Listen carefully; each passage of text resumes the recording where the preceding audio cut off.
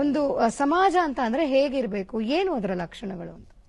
Madam, ಇದನ್ನೇ ನೋಡಿ 12ನೇ ಶತಮಾನದ ಕಲ್ಪನೆ.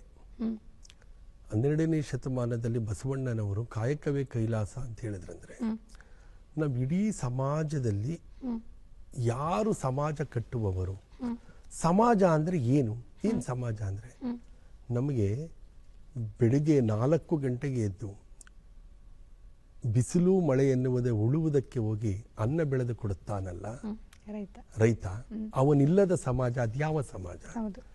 ರೈತ ಬೆಳೆದಂತ ಅನ್ನವನ್ನು ತಿಂದು ಬೇಯಿಸಿಕೊಳ್ಳಲು ಅವತ್ತಿನ ಕಾಲ, ಇವತ್ತು ಪ್ರೆಷರ್ ಕುಕ್ಕರ್ಲ ಬಂದಿದೆ, ಅತ್ಯಂತ ಕೌಶಲ್ಯತೆಯಿಂದ ಮಡಿಕೆ ಕುಡಿಕೆಗಳನ್ನು ಮಾಡಿಕೊಡುತ್ತಿದ್ದನಲ್ಲ ಕುಂಬಾರ, ಅವನಿಲ್ಲದ ಸಮಾಜ ಅದ್ಯಾವ ಸಮಾಜ?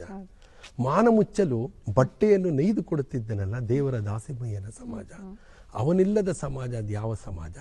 ಕೇವಲ ಬಟ್ಟೆ ನೇಯ್ದರೆ ಸಾಲದೆ ದೇಹದಾಡ್ಯಕ್ಕೆ ಒಪ್ಪುವಂತೆ ಸಿಂಪಿಗೆ ಸಮಾಜ ಒಲೆದು ಕೊಡದಿದ್ದರೆ ಅವನು ಯಾವ ಸಮಾಜ? ನಾಗರಿಕನನ್ನು ರೂಪಿಸುತ್ತಿದ್ದ ಇಂಥ ಕಾಯಕ ಸಮುದಾಯಗಳು. ಬಟ್ಟೆ ದಿನಾ ಹೊಸ ಬಟ್ಟೆ ಹಾಕೊಳ್ಳಿಕ್ಕೆ ಸಾಧ್ಯನಾ? ಆ ಬಟ್ಟೆಯನ್ನ ದಿನಾ ಸ್ವಚ್ಛ ಮಾಡಿ ಎನ್ನ ಮನ ಮಡಿವಾಳಿದಾತ ಮಡಿವಾಳ ಅಂತ ಹೇಳಿದಂತ ಮಡಿವಾಳ ಮಾಚಯ್ಯ ಇಲ್ಲದಿದ್ದರೆ ಅದು ಯಾವ ಸಮಾಜ?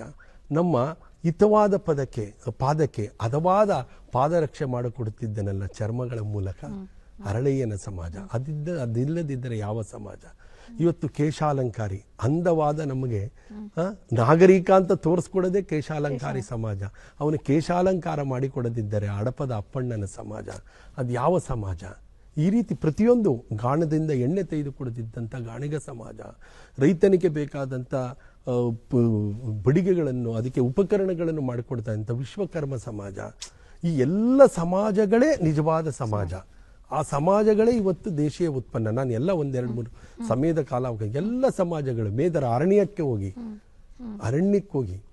ಕಾಡು ಪ್ರಾಣಿಗಳ ಇದನ್ನೂ ಲೆಕ್ಕಿಸ್ತೆ ಅರಣ್ಯದಿಂದ ಉತ್ಪನ್ನ ತಂದು, ಇವತ್ತೇನೋ ಪ್ಲಾಸ್ಟಿಕ್ಗಳು ಬಂದ್ಬಿಟ್ಟೈತೆ ಚೈನಾದ, ಅವತ್ತು ನಿಮಗೆ ಬುಟ್ಟಿ, ಏಣಿ, ಮರ, ರೈತನ ಒಂದು ಸುಗ್ಗಿ ಮಾಡಲಿಕ್ಕೆ ಬೇಕಾದಂಥ ಸಾಧನಗಳನ್ನ ಮೇದರ ಕೇತಯ್ಯನ ಸಮಾಜ. ಈ ರೀತಿ ಪ್ರತಿಯೊಂದು ಸಮಾಜಗಳು ಕೂಡ ಅವತ್ತು ಸಮಾಜವನ್ನು ಕಟ್ಟಿದ್ದಾವೆ.